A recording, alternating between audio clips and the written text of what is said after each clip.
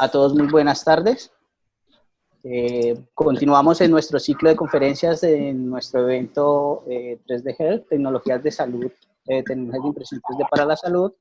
El día de hoy nos acompañan dos de nuestros ponentes internacionales, Félix Salazar y Paula Astorga.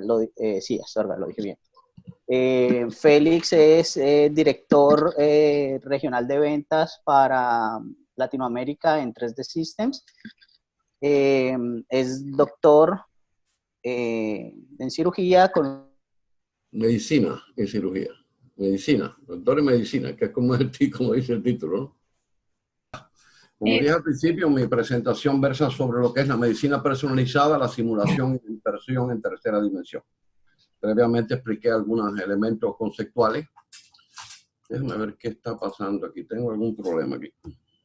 Bueno, voy a apelar a un pensamiento de un filósofo chino que decía: escucho y olvido, veo y recuerdo, y hago y entiendo. Y sencillamente en estas tres frases él habla de lo que es el proceso de apropiación del conocimiento. No se aprende por oír, escuchar una sola vez y se recuerda algo de lo que se ve.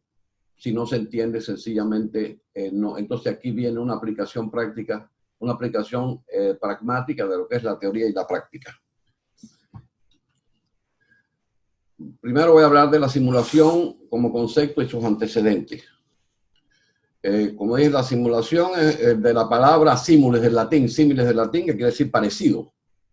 Sencillamente la simulación no es algo que es exactamente igual a la realidad, por lo menos en el concepto, sino que sencillamente trata de imitar la realidad de una forma en la cual estamos imitando algo que realmente no somos, pero que se parece a lo que deseamos imitar.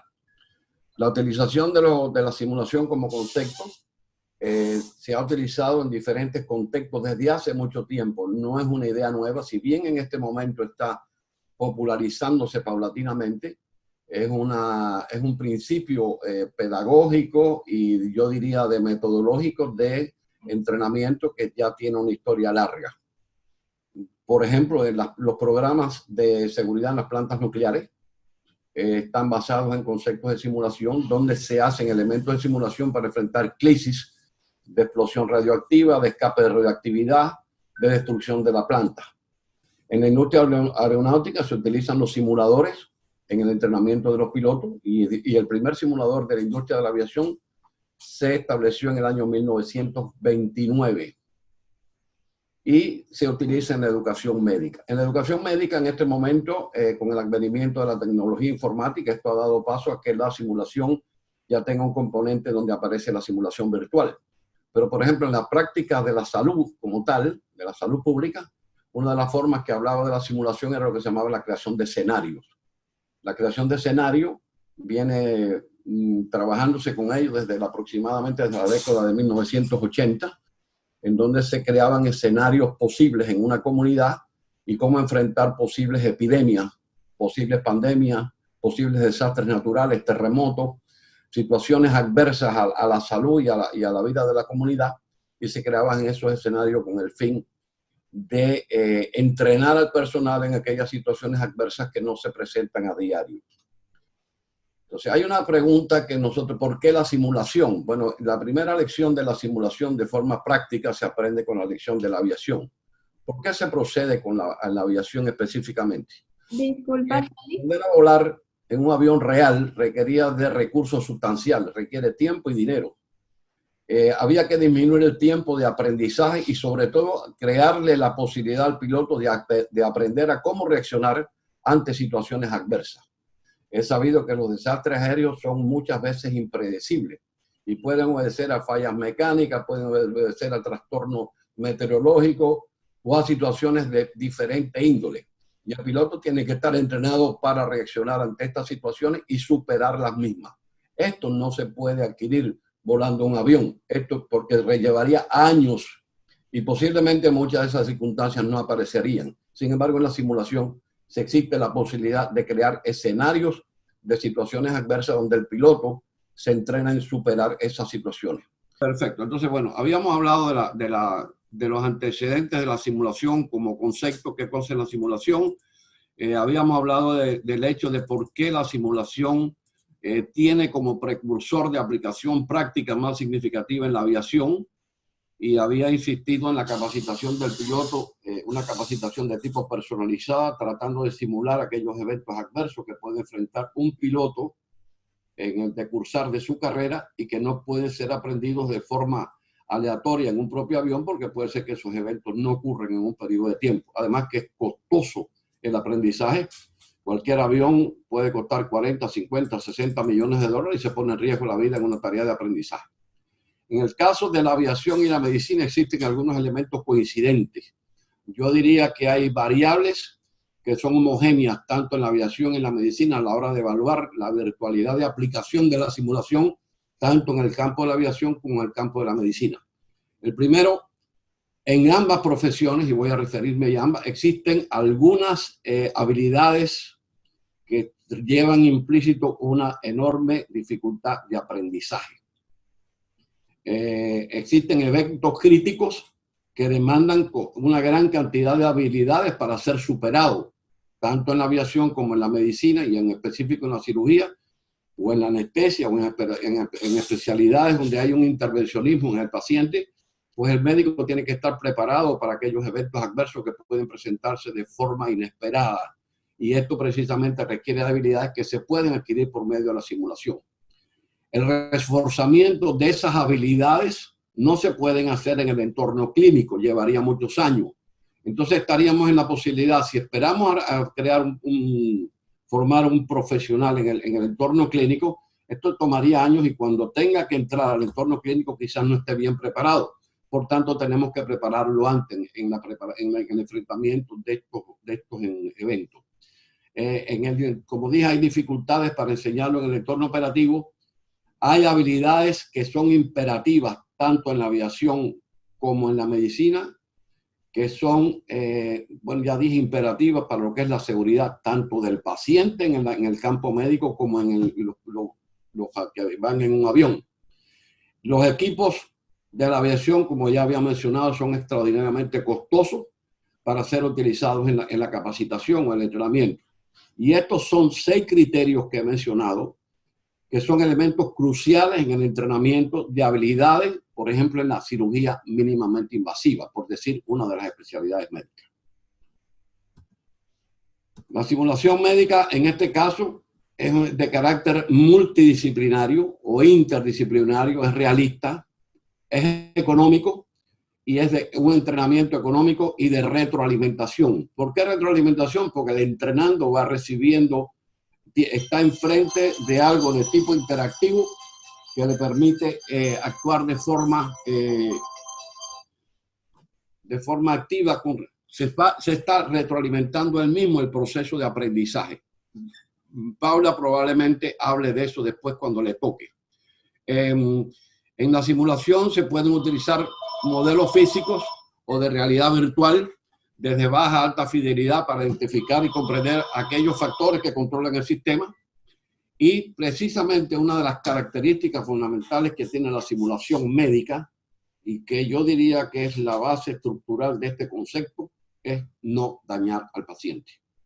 Precisamente una de las grandes ventajas a la que hay que hacer mención en la ventaja que tiene la simulación como método docente de entrenamiento es que libra al paciente de estar expuesto a daños o iatrogenias como consecuencia de la conducta médica.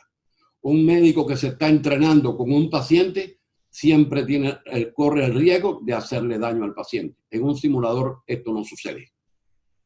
Este es un concepto que para mí es muy claro y que yo creo que no tiene discusión y que cada día refuerza más el concepto de la simulación en un entorno donde las leyes van siendo cada vez más restrictivas para la práctica del entrenamiento en pacientes.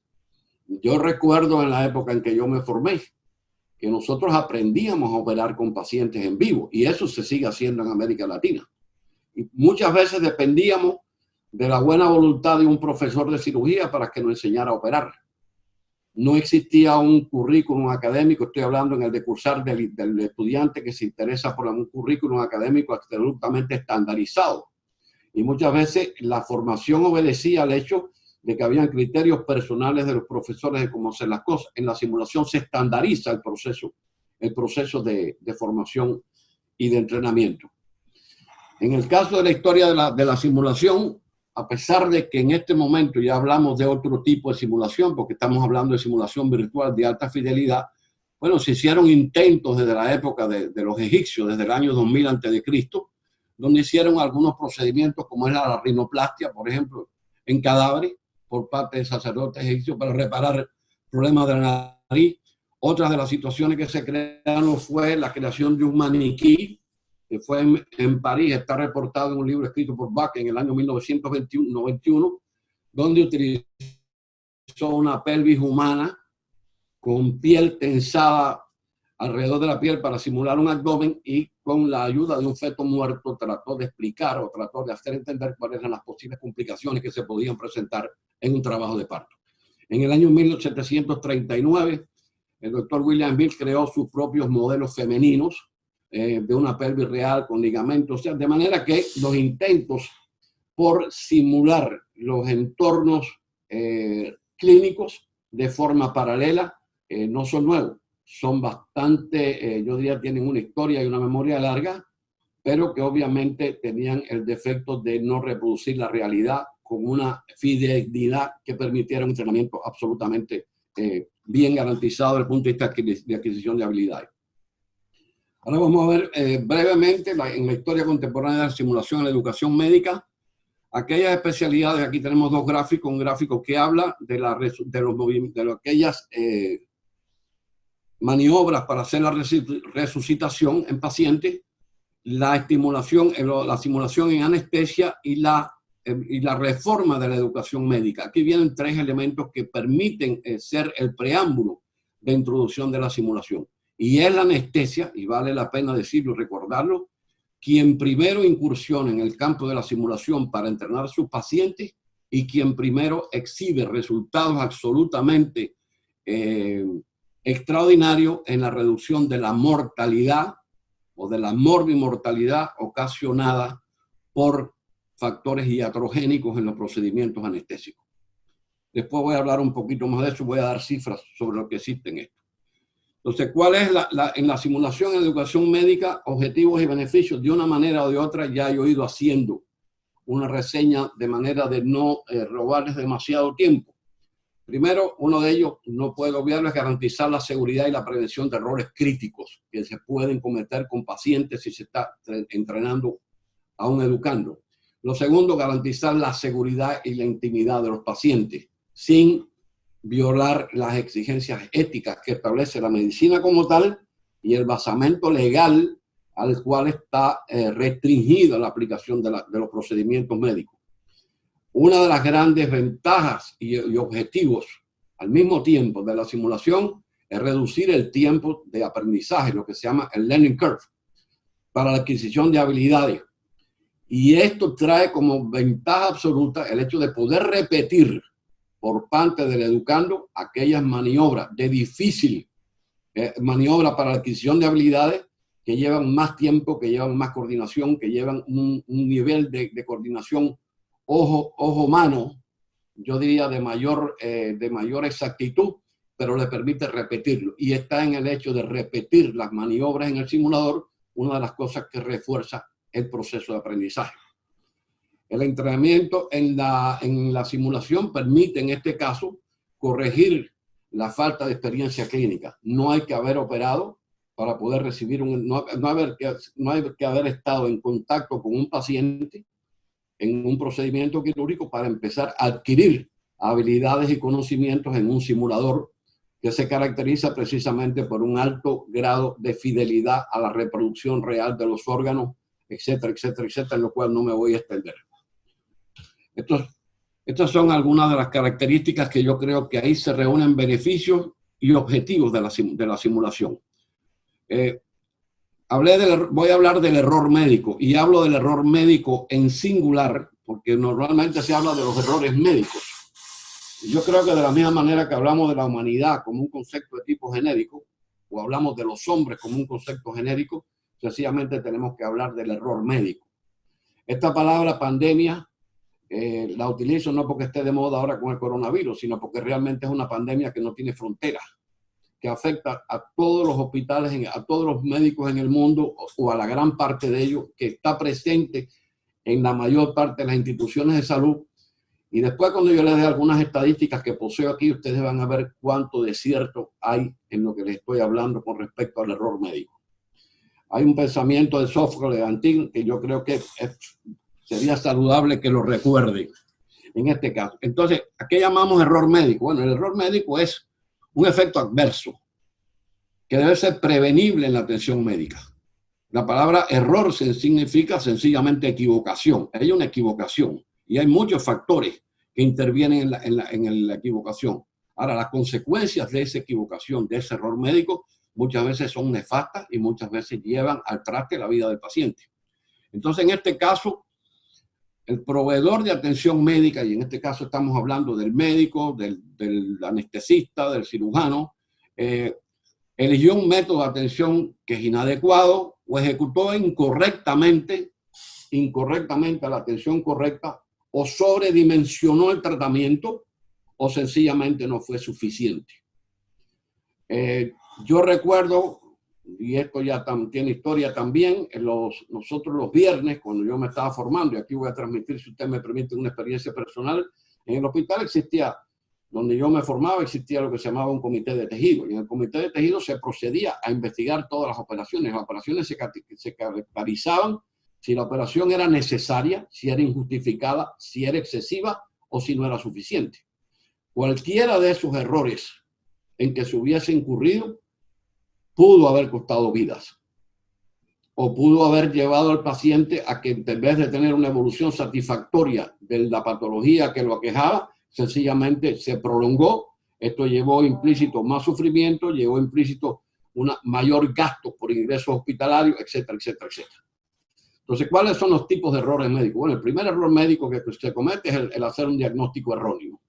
Y estoy hablando de errores médicos bajo un concepto de responsabilidad del individuo que quiere hacer las cosas bien, pero no las hace bien. Hay otro error médico que es por indolencia. El médico que no presta atención a lo que el paciente tiene, al que sencillamente menosprecia la situación del paciente, y entonces ya ese no es un error de diagnóstico, es un error cometido, no es ningún error, es una indolencia en la conducta, que es altamente condenable desde el punto de vista legal. Entonces, en los tipos de errores médicos se encuentra el diagnóstico erróneo, resultados de laboratorio que arrojen falsas positivas o falsas negativas, errores de procedimiento médico, a lo que hice mención con respecto a las operaciones, someter al paciente a una intervención que no necesita, dejar de hacer la intervención en caso que la necesite, y en caso que se haga hay dos variantes, o que no sea suficiente o que sea excesiva. Hay errores terapéuticos farmacológicos, como es medicar a un paciente con una medicina que no está indicada para la patología que está sufriendo, o sencillamente sobredimensionar dosis. Hay una gama amplia de probabilidad del error médico.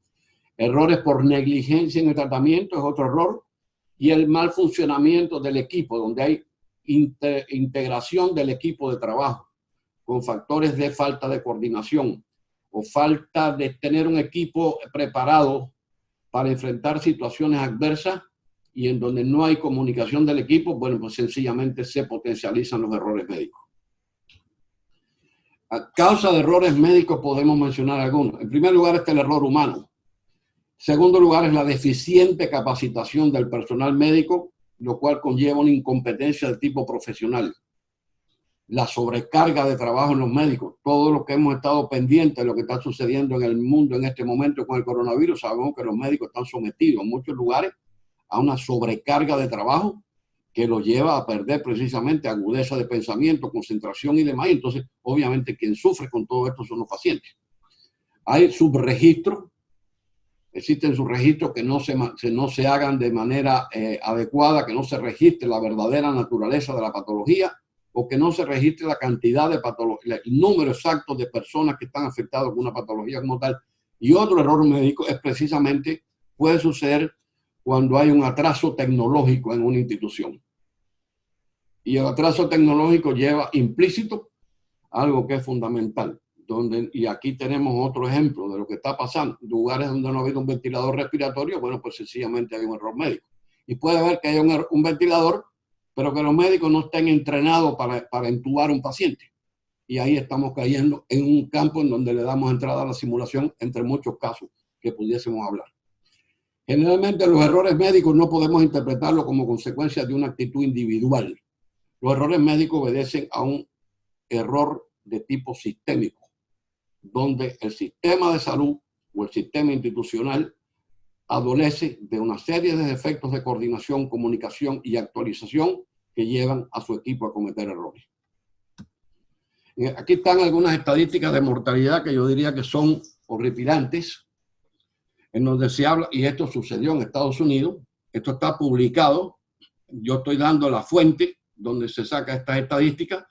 En el año 97 murieron 180.000 muertes, de 180.000 personas por errores de medicación y reacciones adversas. En el año 99, 44.000 a 98.000 muertes anuales se reportaron en Estados Unidos por errores médicos. En el año 2000 se reportaron 225.000 muertes anuales por errores médicos, incluyendo 106.000 muertes debido a eventos adversos. Eventos adversos es errores de procedimiento, por decirlo de alguna manera, no ocasionados por medicación. O sea, que aquí no estamos hablando de que el paciente hizo una reacción alérgica a un medicamento desconocida, lo cual muchas veces es impredecible si no se conoce la sensibilidad inmunológica del paciente. Estamos hablando que no son errores de medicación, sino que son eventos adversos por procedimientos inadecuadamente realizados.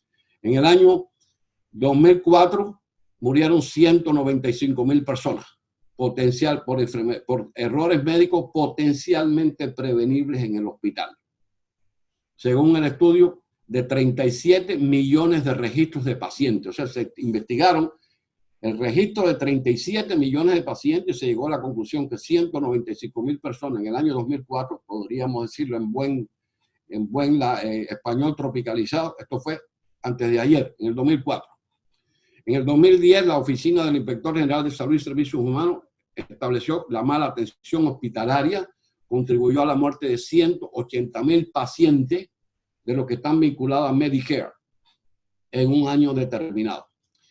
Y por último, en el 2013 se determina que los daños severos y graves a pacientes, esto se llama en términos médicos iatrogenias, parece ser 10 a 20 veces más común que los daños letales, de manera que estos casos que estamos hablando, que son más comunes que los daños letales, significa un enorme grupo de pacientes que sufren traumas, que sufren daños, que pueden tener secuelas, que no murieron, pero que este número de pacientes es 10 veces mayor que aquellos que mueren, por errores médicos también.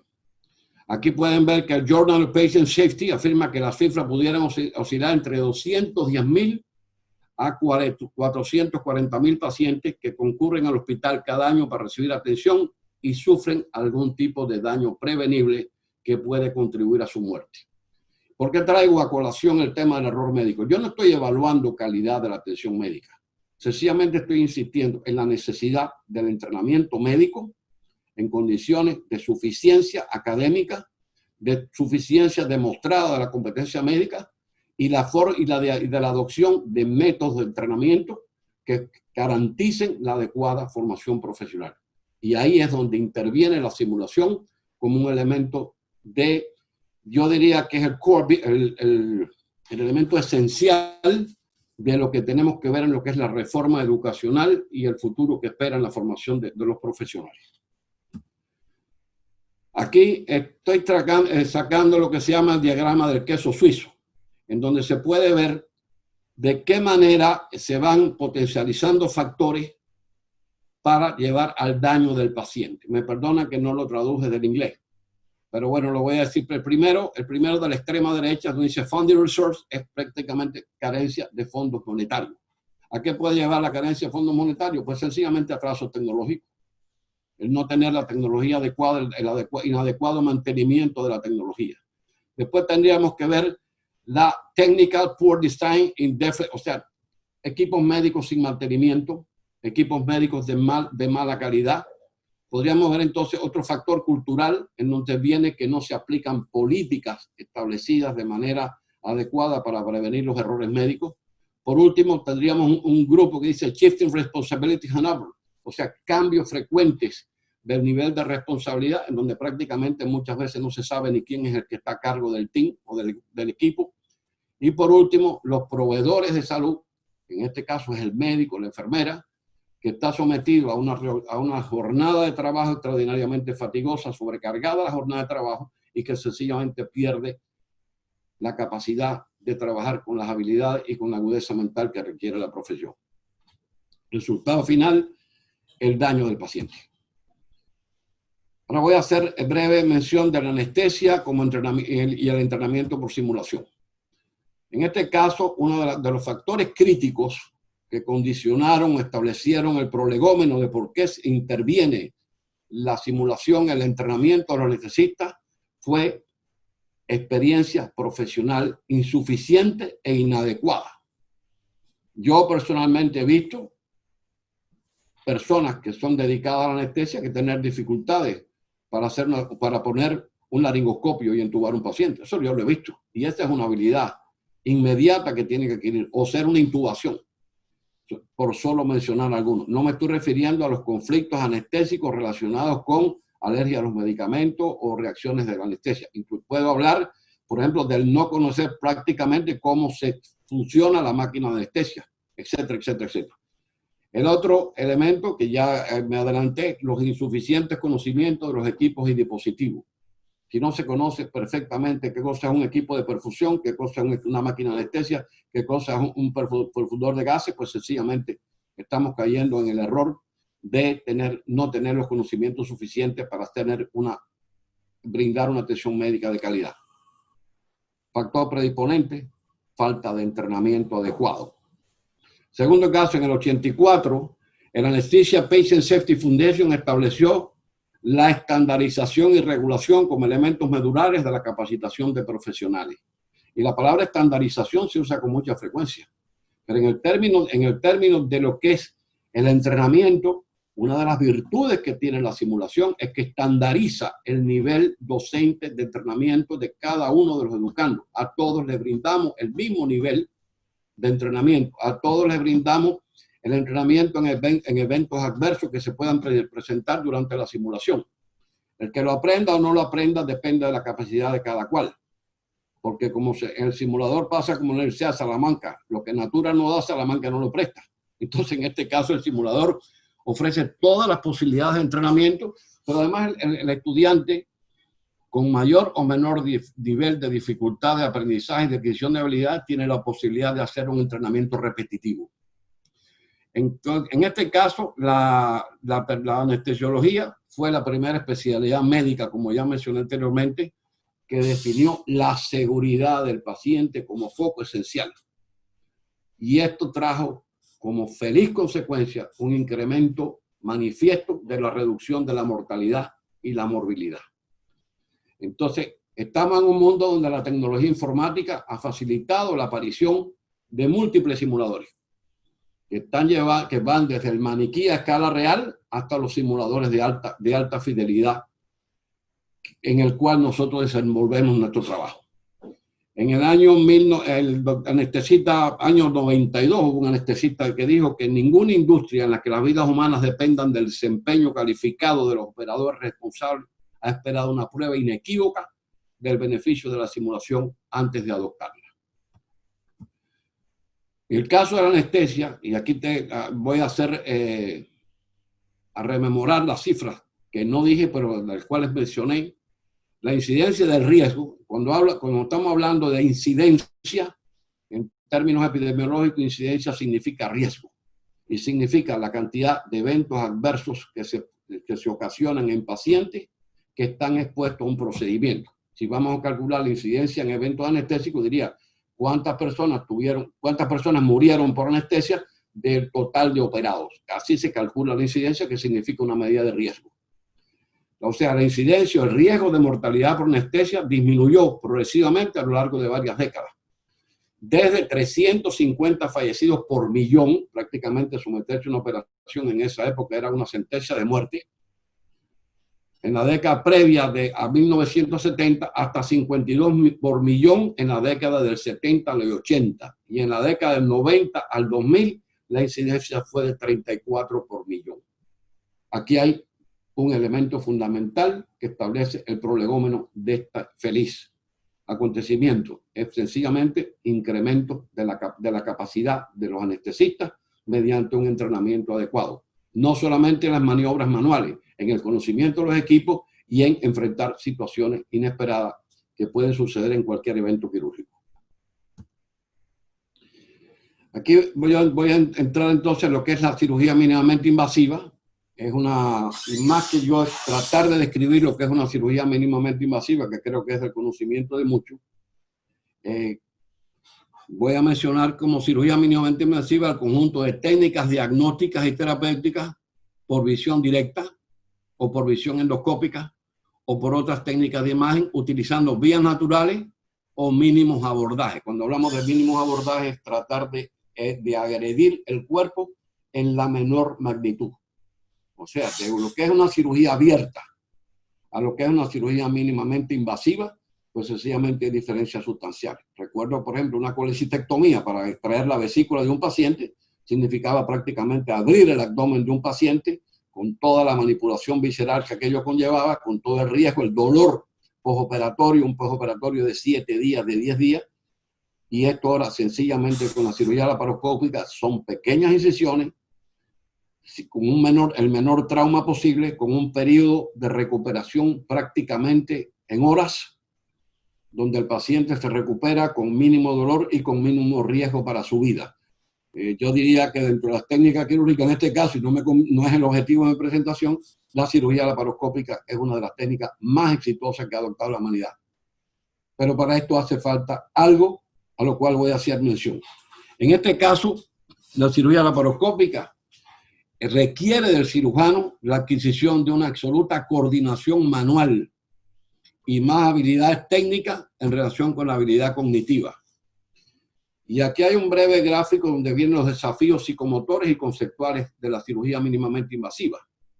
Los instrumentos son largos, están a distancia de la mano, el acceso es fijo y los rangos de movimiento son restringidos. Segundo, el uso de manos que no son manos dominadas, movimientos amplificados, invertidos.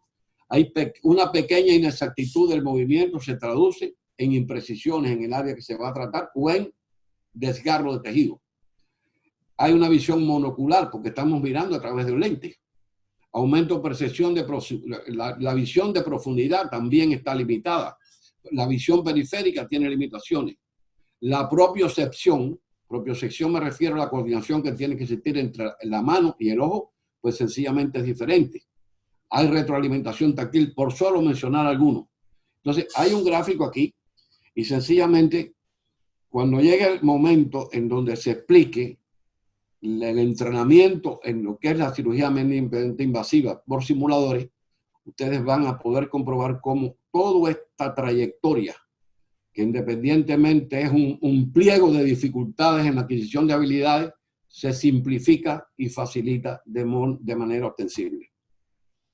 Entonces hay un elemento que voy a hablar, que es la capacitación tradicional en comparación con la educación basada en la simulación.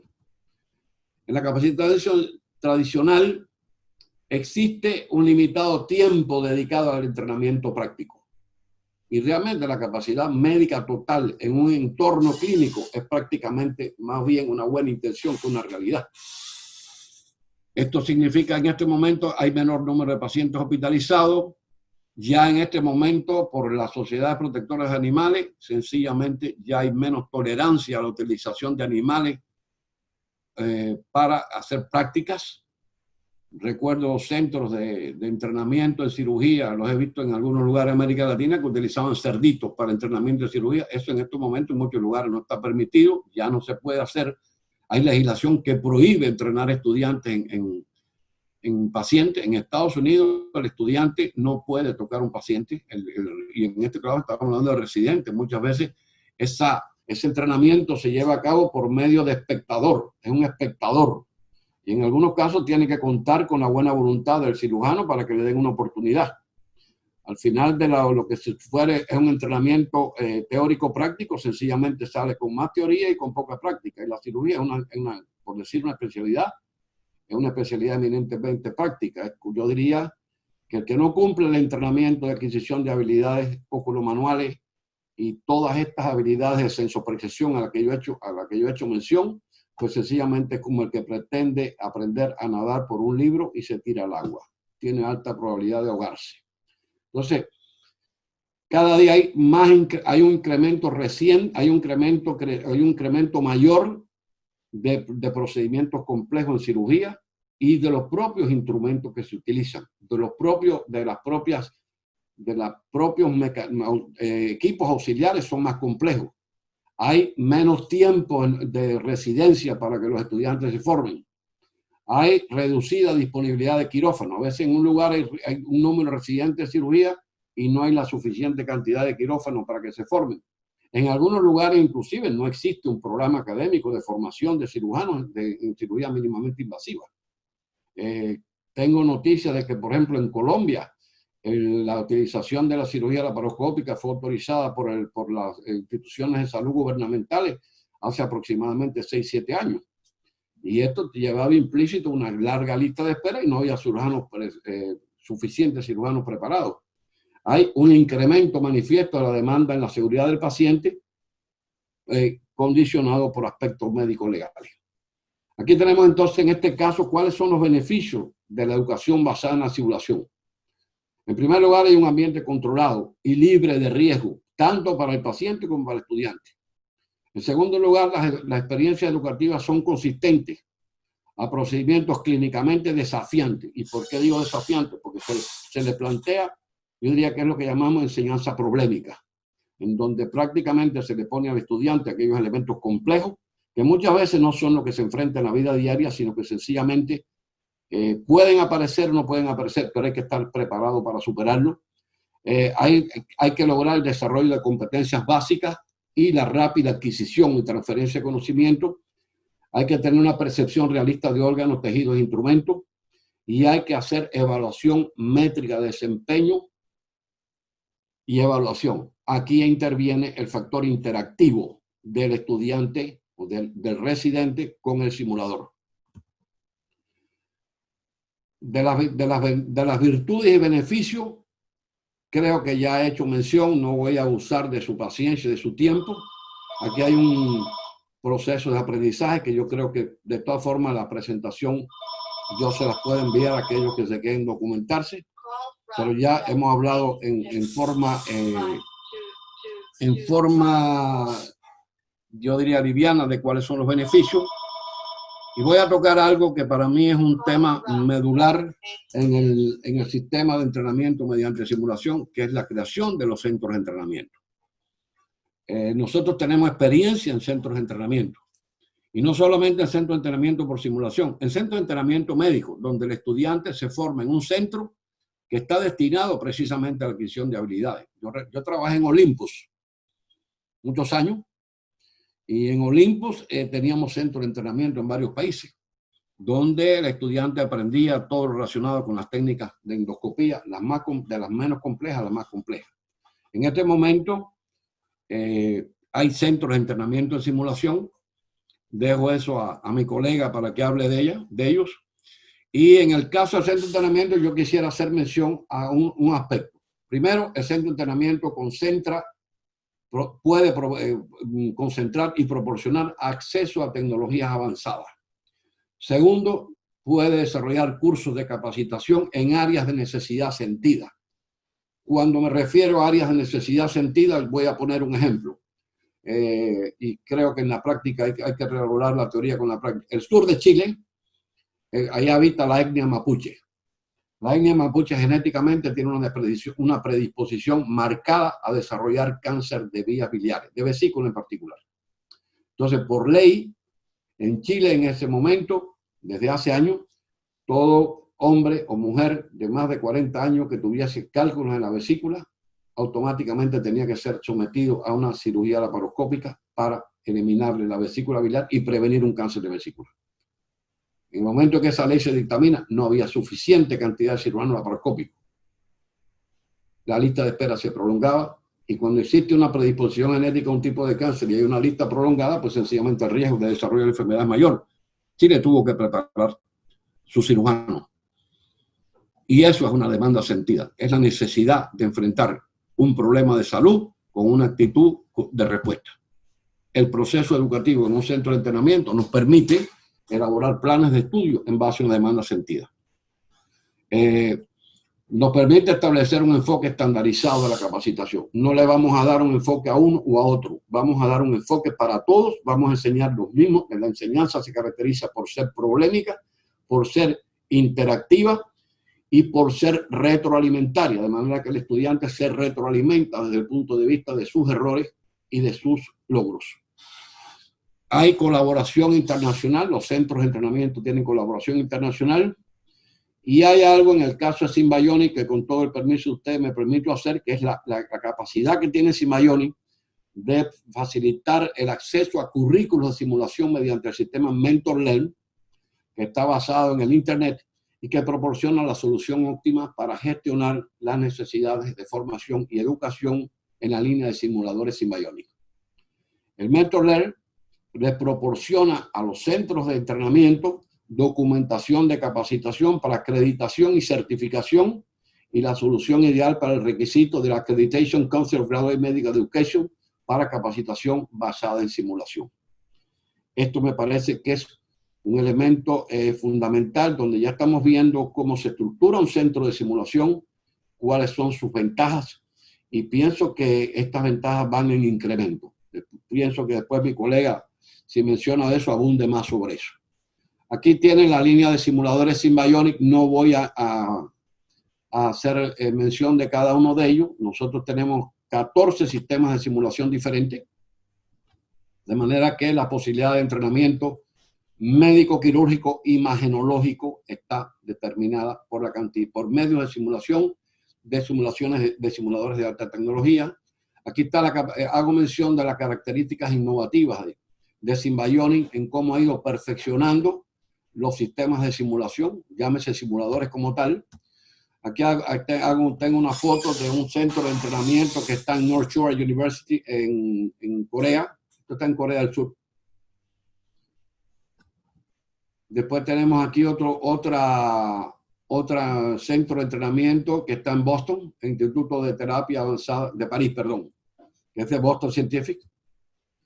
Y entonces voy a entrar, con permiso de ustedes, en lo que es la medicina personalizada y de precisión. Si he abusado de su paciencia, me perdonan. Entonces, la medicina de precisión, como su palabra lo dice, se refiere a la adopción de un tratamiento específico en función de las características individuales de cada paciente. Hay un viejo proverbio médico que dice que no hay enfermedades, sino que hay enfermos. Y eso es muy cierto. Cada persona manifiesta una enfermedad, una misma enfermedad identificada como tal, de manera diferente. Y las percepciones psicológicas de los pacientes son diferentes. Cuando se está enfermo, cuando una misma enfermedad tenemos percepciones diferentes, y cuando estamos hablando de situaciones en donde ya la morfología de la cara o del cuerpo tiene manifestaciones de las cuales nadie se siente feliz, bueno, pues ya necesitamos un estudio total del paciente para poder hacer una medicina precisa. En este caso estamos hablando de medicina de precisión, primero atendiendo a la genómica del paciente, atendiendo las imágenes médicas que vamos obteniendo, atendiendo a elementos de biología computacional, teniendo en cuenta lo que es la medicina regenerativa y trabajando sencillamente con las impresoras de tercera dimensión. Cuando estamos hablando de todo esto, de medicina de precisión, pues sencillamente vuelvo a tomar lo que mencioné, a retomar lo que mencioné al principio, que es el concepto de sistema de trabajo. La medicina de precisión es un sistema de trabajo. No es la obra de un médico individual que tiene un talento extraordinario. Es la obra de un equipo que trabaja en función es un sistema que trabaja en función de un resultado. Aquí hay hice mención a algunas exclamaciones de pacientes donde que es lógico, el paciente quiere la mejor cirugía, el cirujano necesita brindar la mejor atención posible, el hospital necesita ser competitivo, debe reducir los costos, mantener un alto nivel de atención y satisfacer a los pacientes. Las compañías de seguro continuarán financiando un alto nivel de atención para nuestros pacientes, pero a un ritmo de 300, y los nuevos tratamientos deben demostrar valor. En otros lugares se niegan a pagarlo. Entonces, aquí voy a entrar entonces en lo que es la parte de lo que significa el trabajo de Treat System en lo que es la medicina de precisión. Lo primero que tenemos que hacer es preparar el médico que va a hacer esto, o el equipo médico. Aquí tenemos lo que es la simulación quirúrgica.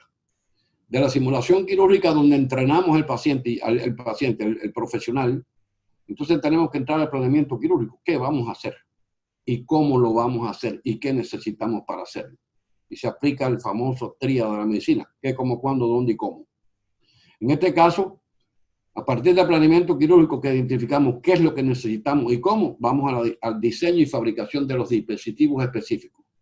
Y por último, vamos a la bioimpresión de esos dispositivos que son necesarios.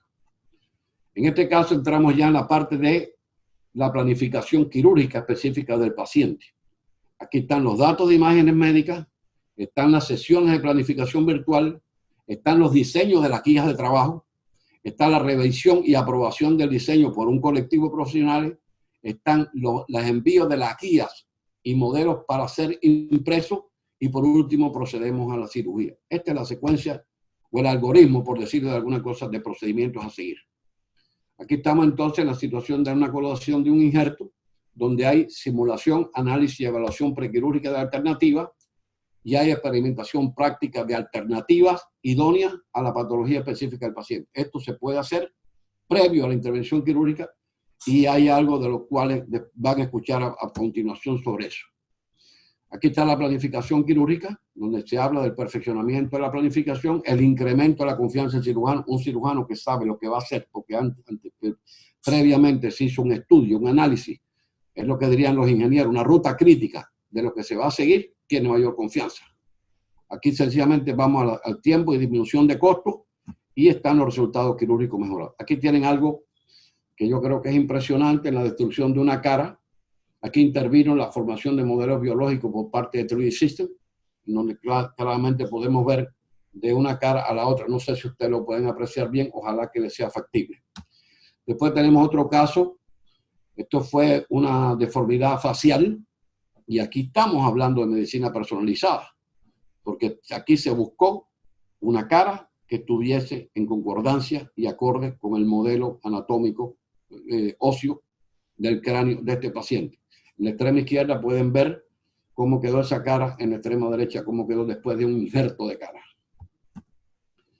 Aquí tenemos algunas aplicaciones de rango creciente, como procedimientos ortognáticos, reconstrucciones mandibulares, distracción de osteogénesis, reconstrucción de traumática, y dentro de los procedimientos endovasculares están las reparaciones de aneurismas, reparaciones endovasculares de aneurismas, está la reparación aórtica torácica, y está la intervención carotida.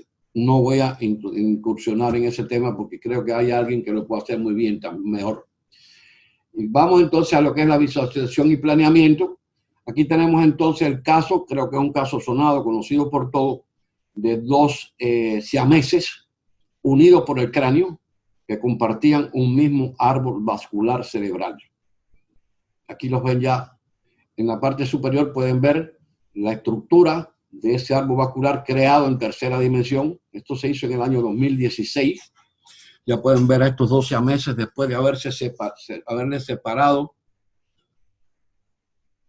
cómo quedaron, de manera que pueden llevar una vida normal. Aquí tenemos un caso de un muchacho. Esto es un síndrome de Trousseau. Este es un síndrome que se caracteriza por un desarrollo o ausencia de la formación de los malares.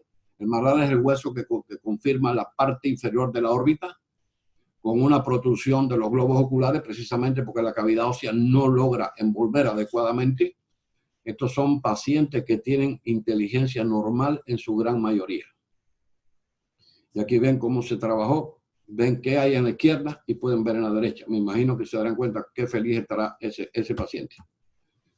Entonces, en resumen, puedo decir con mucho orgullo que 3D System Symbiotic contribuye al avance de la medicina de precisión a través de productos específicos y planes de tratamiento que integran la capacitación, la planificación y la actividad quirúrgica. Por último, como despedida, retomo las palabras de inicio. El conocimiento es un tesoro, pero la práctica es la clave. Yo lo sabía de otra forma, que decía que la práctica es la madre de la verdad.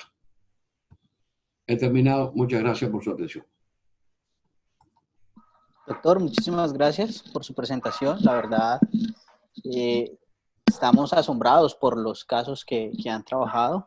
Esos casos que nos expone al final son impresionantes. O sea, cómo podemos transformar la vida de estas personas con la impresión 3D, con la medicina personalizada.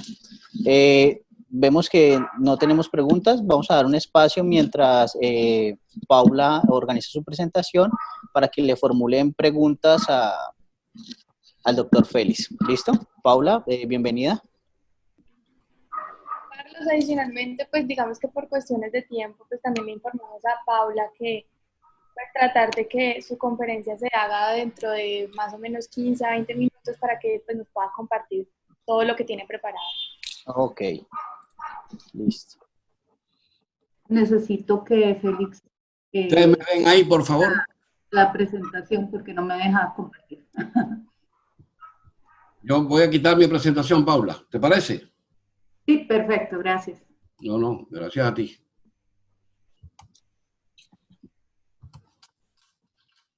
Hola, ¿qué tal? ¿Ya está bien? Yo ahora los veo perfectamente. Bueno, antes de comenzar, Paula, nos hacen una pregunta y, doctor, nos preguntan que actualmente en su línea de negocios, ¿cuáles son las especialidades que tienen mayor demanda de productos o servicios en Estados Unidos y Latinoamérica? Mire, hay dos diferencias de mercados y no podemos, yo no puedo igualar. América Latina está en una etapa incipiente de aplicación de la simulación. Ya tenemos centros de entrenamiento. No quería abordar este tema porque creo que Paula también ha trabajado muy activamente en el desarrollo de los centros de entrenamiento y quería también que ella se extendiera sobre eso. Pero voy a hablar claro. Estados Unidos es un mercado que tiene otras características, es un mercado con dinero, es un mercado que tiene una necesidad sentida del entrenamiento médico por razones del marco legal en que el médico desenvuelve sus actividades. Entonces, en Estados Unidos yo diría que prácticamente todos los simuladores tienen un alto grado de demanda desde el punto de vista de necesidad sentida. En América Latina estamos nosotros en una etapa que yo conversaba con Paula, en donde el simulador tiene una característica diferente a lo que es el equipo médico habitual. Una torre de laparoscopía cualquiera sabe que la necesita. Un sistema de endoscopía gastroenterológica o broncoscópica cualquiera sabe que lo necesita. Una pinza quirúrgica. Pero el simulador es una necesidad que hay que ir creando en base al conocimiento. Y nadie necesita lo que no conoce. Ese es un primer elemento. En América Latina ya tenemos algunos progresos con determinados equipos. Vamos progresando poco a poco. Esta situación del coronavirus en este momento, obviamente, yo creo que no sería llover sobre lo mojado estar diciendo que es difícil. Pero los equipos poco a poco van teniendo un nivel de aceptación y demanda. Hay países que están más adelantados que otros. Brasil, por ejemplo, tiene una demanda significativa. En Perú, le voy a dejar a la doctora Astorga que hable sobre eso después. En México hay otras oportunidades que la doctora puede hablar, pero creo que el futuro es promisorio. Toma tiempo, hay que convencer, hay que demostrar, hay que buscar gente en América Latina que tenga la capacidad. Esto no es un equipo que se vende como se vende una jeringa. Hay vendedores y hay vendedores. Y en este equipo aquí hace falta tener un nivel de conocimiento y además agradarle esto. Esto tiene nichos de oportunidad enormes. Por ejemplo, Colombia, el país de ustedes, hay un enorme nicho de oportunidad. Tiene universidades muy bien conceptualizadas, tienen universidades donde hay oportunidades, pero lamentablemente en este momento no ha habido la oportunidad. Estamos lentos. No sé si satisfago su pregunta, pero esa es la idea que puedo expresar. Creo que le podría dar a Paula la oportunidad de contestar lo que yo no haya dicho. Ok, doctor, muchísimas gracias. Paula, bienvenida. Gracias a ustedes. Gracias. La palabra para... Bueno, yo soy la doctora Paula Astorga, yo soy la gerente de entrenamiento y educación para Latinoamérica de Symbionics. Les quería comentar más que todo que Symbionics es una de las líneas de 3D Systems que se encarga en la parte de simulación y desarrollo de software para modelado quirúrgico. 3D Systems inicialmente es una empresa de más de 20 años en el manejo de impresión 3D en Estados Unidos. De hecho, es una de las primeras y de las más grandes a nivel público. Y hace aproximadamente 5 años, 3D Systems inició una línea de healthcare, que es la parte de modelado quirúrgico, la parte de bioimpresión y la parte de simulación, cuya base, la simulación, está en Israel, que es a la parte que nosotros pertenecemos. Yo les voy a hablar un poco de la adopción de la realidad virtual como herramienta de educación médica en Latinoamérica. Como hablaba el doctor Salazar, lamentablemente nosotros en Latinoamérica estamos en pañales a nivel de educación virtual en todo sentido y más que todo en educación médica. Con esto de la pandemia lo hemos visto cómo ha costado un poco la adaptación de niños y de adolescentes en la parte de educación normal en un ámbito virtual o digital, y pues para la educación médica no es diferenciado. De hecho, una de las cosas que nosotros hemos promovido con esto es la educación virtual de nuestros simuladores, que ahora más adelante les voy a hablar. Y realmente de más de 500 facultades de medicina que tenemos alrededor en Latinoamérica, prácticamente solo el 10% han adoptado la realidad virtual como parte de su educación. Y lamentablemente eso hace que Latinoamérica, con respecto a los Estados Unidos y Europa, donde ya hay currículums, donde la simulación es obligatoria y tienen que proveerse más de 200 horas antes de que el médico salga prácticamente a la calle de su residencia o de su internado, entonces hemos estado atrasados con respecto a eso. La medicina actual destaca mucho el trabajo multidisciplinario y decisiones complejas, y esto obliga a los profesionales y a los estudiantes de medicina a continuar con su formación, que esta es parte de verdad de la educación médica continua. Y pues a tener las respuestas adecuadas a las necesidades de los pacientes, porque cada vez nos damos más cuenta que lamentablemente el paciente, aunque sea desinformado por tanta información, valga la redundancia, que hay en internet, pues llegan a hacer consultas, a pedir procedimientos y una serie de procesos que muchas veces ni siquiera el mismo médico está actualizado, ¿verdad? Pero el paciente ya lo vio en internet, ya lo vio en Facebook, en redes sociales, y entonces tiene que estar actualizado. Entonces, ¿qué pasa con la realidad virtual? Que permite unir la parte robótica con esta realidad que desde hace muchos años en realidad venimos trabajando con la simulación. Inicialmente, como decía el doctor Salazar, se ha trabajado en humanos, que en Latinoamérica todavía pues vemos que el interno o el residente va y con el proctor pues opera al paciente o le hace el procedimiento, y lamentablemente el humano o el paciente sigue siendo el conejillo de Indias. Para cirugía mínimamente invasiva tenemos diferentes escenarios, como son los endotrainers o el pelvic trainer, para poder adquirir habilidades básicas, psicomotoras y cognitivas. Los maniquís, que últimamente es pues una herramienta muy utilizada, y lo vemos en la mayoría de facultades de medicina o de escuelas de medicina, donde tienen un maniquí que ya no es solamente el maniquí en donde se hacía una auscultación o se le enseñaba al estudiante a hacer diferentes procedimientos, sino ya ahora prácticamente es un robot que habla con el médico o con el estudiante y donde le da la retroalimentación que ellos necesitan. Los modelos animales, que como hablaba el doctor Salazar también, ya ahora en muchos países ya están prohibidos por asociaciones de lucha contra el maltrato animal y no se pueden utilizar, y hasta los mismos cadáveres que pues realmente son importados de otros países y pues hay una estructura hasta logística muy complicada y son bastante costosos.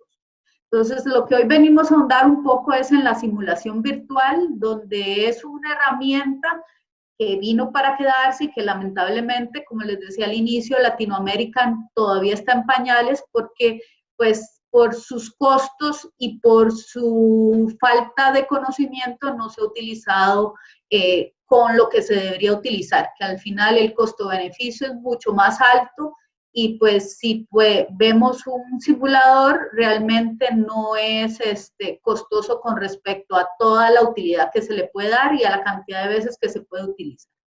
Bueno, la realidad virtual se emplea para el entrenamiento de habilidades complejas en endoscopía, laparoscopía y procedimientos endovasculares. También apunta que es otra virtud de este tipo de entrenamientos que se puede realizar para que el estudiante aprenda las normas básicas de trabajo en equipo, como lo hablábamos anteriormente. El simulador de realidad virtual es una máquina sofisticada y compleja de visualización, que lo que se basa es en un algoritmo digital que el médico manipula en un hardware para que pueda interactuar en tiempo real y generar un procedimiento como en el que él realiza en el quirófano o en la sala de hemodinamia o dependiendo, porque los simuladores virtuales de alta tecnología normalmente van para el entrenamiento de cirugía mínimamente invasiva que ya nos explicó el doctor Salazar. ¿Qué ventajas tiene? Bueno, contiene las ventajas de un endotrainer, un pelvic trainer, en el caso de cirugía mínimamente invasiva, laparoscópica.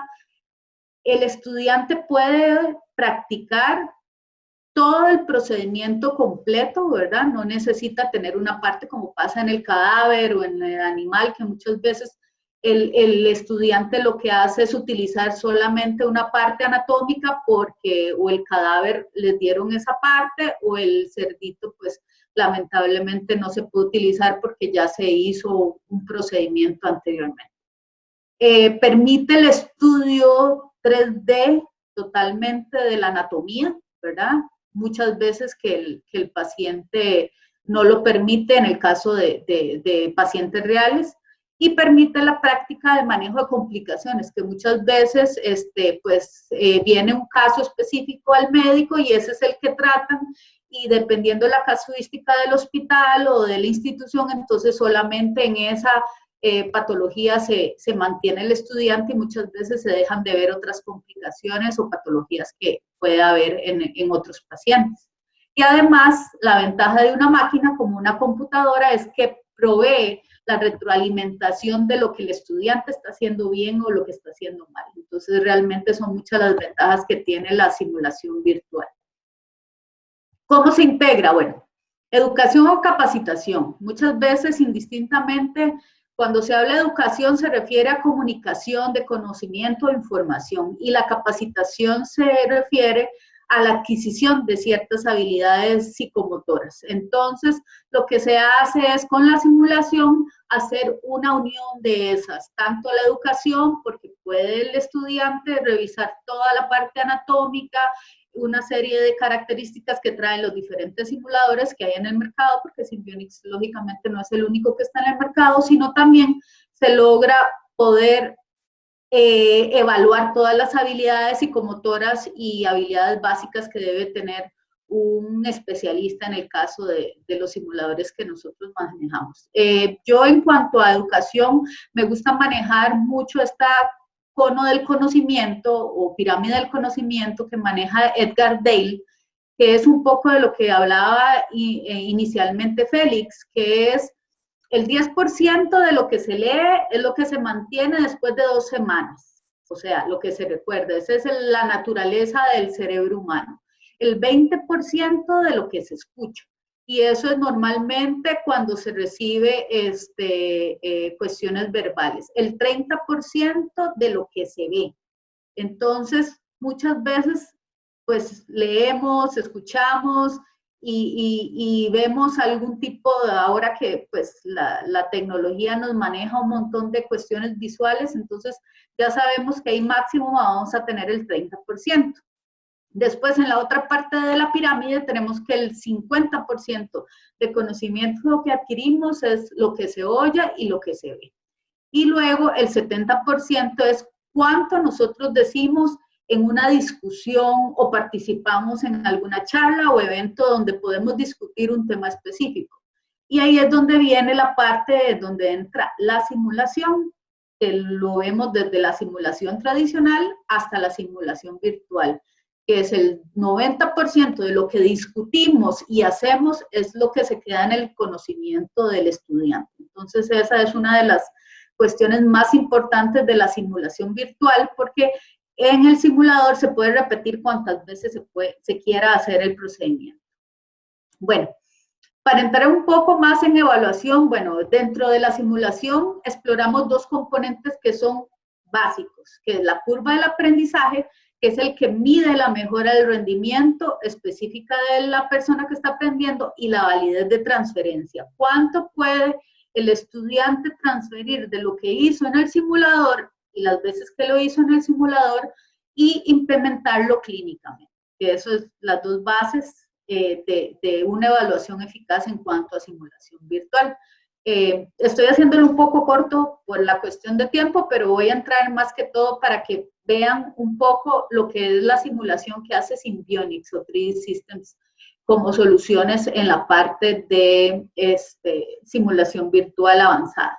Bueno, la simulación médica hoy en día tiene 4 controladores, y estos son tanto tempranos como a largo plazo, que es la adopción profesional y la parte legal, lógicamente, que cada vez lo que vemos, ¿verdad? Cada vez el profesional sale mejor o va a cursos fuera y sale con ciertos conocimientos, como en el caso hoy en día de la cirugía robótica, ¿verdad? Que está en boga, y que con esto el coronavirus se ha puesto todavía más en boga porque hay prácticamente poco contacto del paciente con el equipo quirúrgico. La demanda pública, lo que les decía inicialmente, que muchas veces, ¿qué va a pasar? Pues la gente es la que le pide al médico qué es lo que quiere. Consumidores y proveedores del área de healthcare, pues los hospitales cada vez buscan ser más competitivos a nivel de tecnologías, y entonces esa parte pues hace que el médico necesite adquirir nuevos conocimientos y nuevas tecnologías, y los productores de equipo médico, que ahorita vamos a ver cómo la simulación es un socio activo de la industria de equipo médico. Nosotros, como lo decía el doctor, tenemos una gama amplísima de simuladores que normalmente, como les decía yo, va enfocada en el área de cirugía mínimamente invasiva. Tenemos la parte endovascular, la parte laparoscópica, la parte urológica, todo lo que es ultrasonido en las diferentes formas, transesofágica, ecocardiográfica, la parte cardiovascular, la parte transvaginal, todo lo que es ginecología obstetricia. Tenemos todo lo que es simulación de gastrointestinal y bronquial. Tenemos la parte de artroscopía, la parte del robot, que también les decía ahora, y la parte del Pelvic Mentor, que es un sistema más que todo para cuestión ginecológica. Yo les voy a hablar de 4 de los equipos que tal vez le va a terminar de contestar la pregunta a la persona que la hizo al final de la presentación del doctor Salazar, que son los 4 equipos que más demanda tienen a nivel global.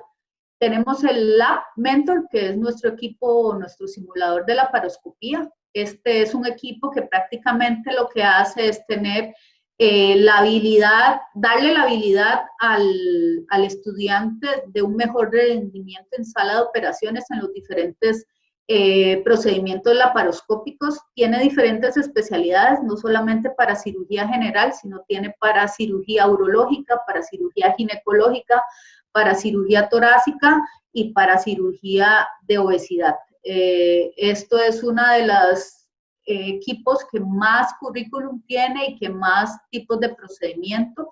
Es un sistema innovador, tiene una plataforma multidisciplinaria ideal para estudiantes de todos los niveles, porque no solamente tiene procedimientos, sino tiene una serie de ejercicios básicos, habilidades básicas y esenciales, como los estudiantes aprenden en las cajas o en los endotrainers, y aparte tiene una serie de currículum que se evalúan, que ya están validados a nivel de estudios clínicos, que se evalúan en las diferentes universidades donde se han desarrollado estos módulos.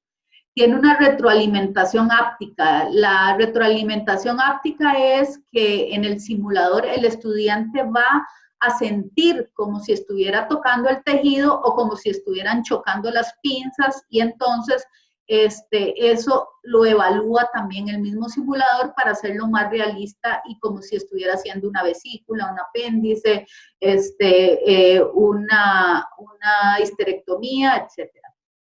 Tiene aproximadamente 13 módulos y 65 tareas y casos, es bastante amplio y simula todas las tareas y procedimientos, tanto de procedimientos avanzados como básicos. Tenemos el GI Mentor, que es nuestro simulador en la parte de gastrointestinal, tanto de endoscopía digestiva alta y baja.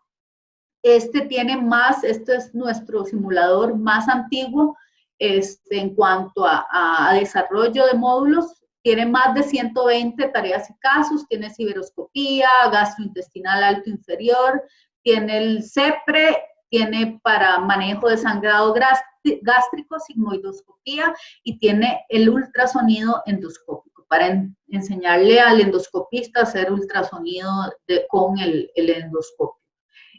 Proporciona experiencia real porque tiene un endoscopio real. Prácticamente nosotros lo que hacemos es cambiar nada más de tener una óptica en la punta del endoscopio a cambiarlo por un sistema magnético que es el que lee todos los módulos para que el simulador se maneje como si fuera un endoscopio real.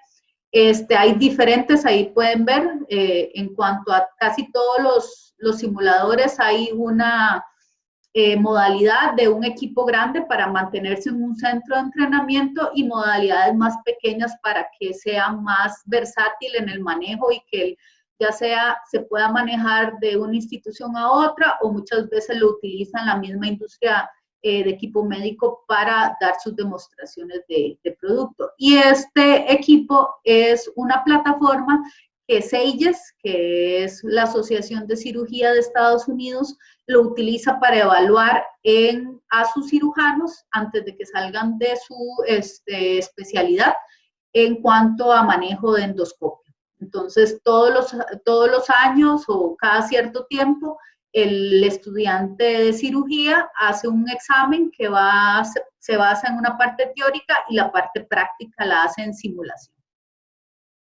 Aquí les tengo un video, pero no sé si el sonido funcionará. Nada más me avisan, por favor. Y si no, por lo menos se observa.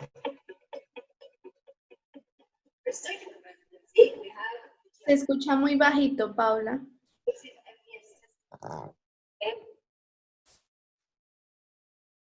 Vamos a ver. Voy a subirlo al máximo. A ver. Also have a module for training for endoscopic fundamental skills.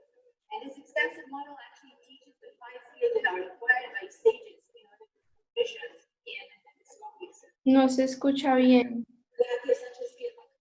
The essential skill model is actually very similar to the FLS training program, and it has 2 very unique advantages. The first one, you can do it over and over and over again. You don't have to rearrange the tags. The second thing is it can be measured and assessed objectively using both lab mentor and GI mentor ability to create a full endoscopic and laparoscopic integrated curriculum. For example, the Yale University has created a full curriculum for both these systems, and it's already inside the system, so you can use it. Additionally, you can create your own. If you have the desired curriculum that you want, you can make courses, standard courses on GI mentor.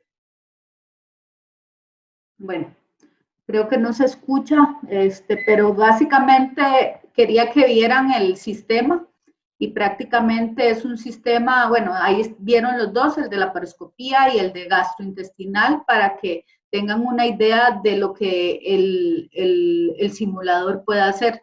Otro dato importante es que en el GI Mentor que vieron ahí ustedes, no solamente está la parte de sistema endoscópico gastrointestinal, sino también sirve para el entrenamiento de broncoscopías dentro del mismo sistema, que se puede adquirir con las dos modalidades para un centro de entrenamiento grande o solamente con alguna de las modalidades, ya sea para bronco o para la parte de gastrointestinal. Les voy a hablar del Angiomentor, es el sistema para todo lo que son procedimientos endovasculares. Es de los sistemas más completos que tiene Simbionix en cuanto a simuladores por la cantidad de especialidades que se puede manejar. Proporciona un entorno de sala de operaciones o de sala de hemodinamia totalmente realista. Es una operación que se simula con el brazo en C, la mesa del paciente, las imágenes angiográficas y ecocardiográficas, una amplia variedad de dispositivos de intervención y manejo de pacientes y complicaciones. Está diseñado para, como todos los simuladores, para mejorar las habilidades requeridas en más de 19 procedimientos endovasculares en especialidades médicas. Y lo mejor que ahorita les voy a hablar de esto es que tiene un software adicional que se llama Procedure Rehearsal Studio, que lo que permite es que estudios imagenológicos reales, ¿verdad? Aunque todos los sistemas se hacen la simulación de casos reales, pero algún estudio que tenga el médico se pueda transformar de un estudio básico, ¿verdad? Una tomografía o una resonancia magnética y lo pueda traducir ya sea en una impresión 3D, la parte que se quiera hacer endovascular, o también meter el software o más bien la imagen dentro del simulador y hacer un preliminar de la cirugía que debería hacer el médico antes de hacerla en el paciente real. Entonces, esto es una de las ventajas que tiene el Angiomentor y el US Mentor de nuestra empresa. Este es un poco las características y aquí lo pueden ver en la imagen. Es el único simulador endovascular que se utiliza para el ensayo clínico del procedimiento, que era lo que les decía anteriormente. Se puede cargar imágenes, escaneos de tomografías o de resonancias de pacientes y crear modelos 3D para simular, analizar y evaluar las opciones quirúrgicas. Permite a los médicos practicar procedimientos específicos de IVAR, TIVAR y de carótida, que son procedimientos muy generales o más bien muy usados en la parte endovascular y puede reducir los errores del usuario y mejorar los resultados de procedimientos. Es el único software que tiene el 510K de la FDA en Estados Unidos, o sea, que es también para poder hacer esa utilización de una imagen en paciente a un simulador. Porque el simulador no es un equipo médico, es un sistema de cómputo especializado. Crea una biblioteca, entonces a la hora de que podemos meter todas las imágenes y todo, pues crea una biblioteca ilimitada de casos. Aquí les voy a presentar, el sonido lamentablemente no funciona tan bien, pero por lo menos tienen la imagen de lo que es en sí el simulador.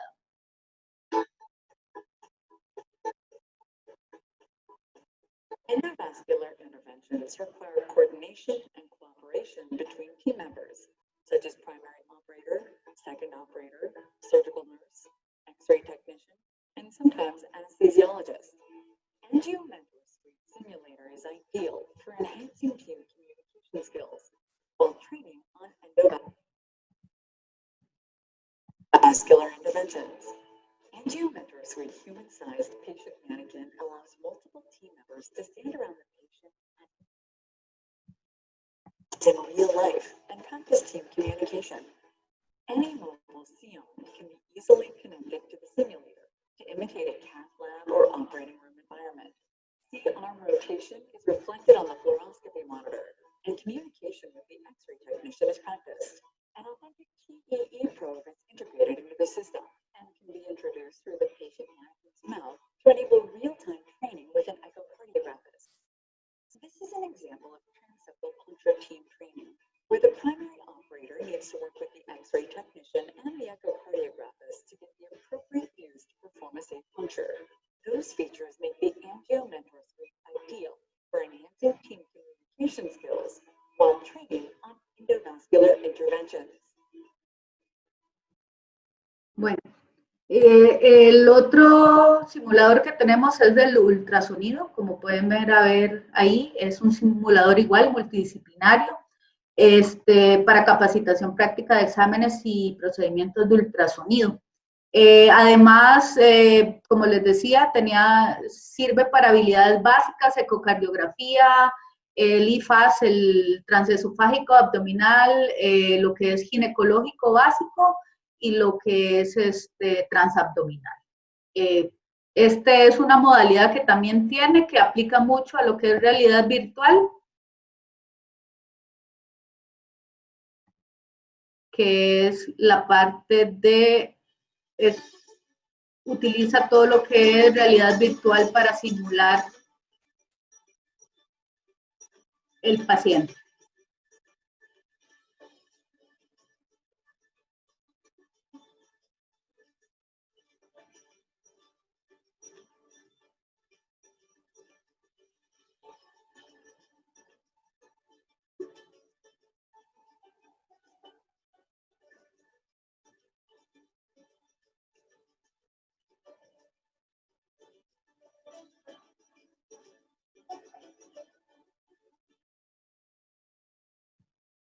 Bueno, y creo que se les mencionó, el MentorLearn es una nube que tiene todos los simuladores para poder conectarse entre sí, para que también las personas que lo administran puedan conectarse desde cualquier computadora y manejar cada una de las aplicaciones, de las tareas y todo que se les debe dejar a los estudiantes sin necesidad de estar en el simulador en sí.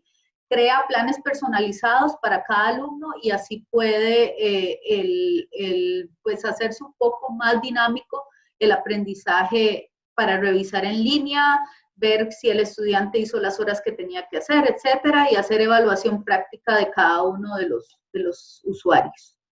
Un poco de información, porque ya tengo que terminar, es la colaboración con las asociaciones que tenemos, con SEIES, con la Asociación Europea de Endoscopía, con la Asociación Americana de Broncología y Intervención Pulmonar, con el American College of Chest, que es la parte de broncología también, con las ciertas instituciones de entrenamiento en urología de Europa.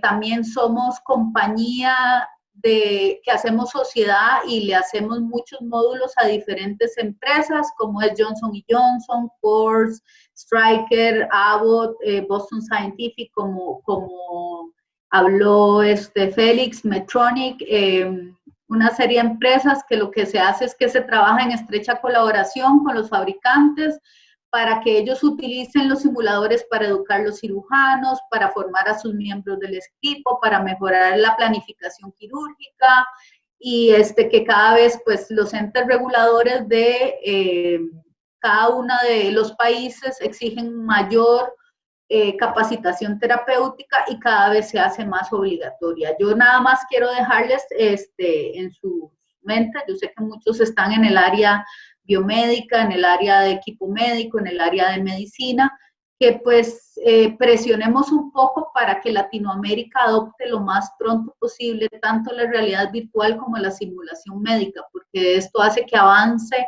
lo más rápido pues la educación médica continua y aparte de eso que en tiempos como en pandemia, en donde no se puede salir, perfectamente un estudiante puede estar haciendo simulación sin ningún peligro de nada. Muchas gracias.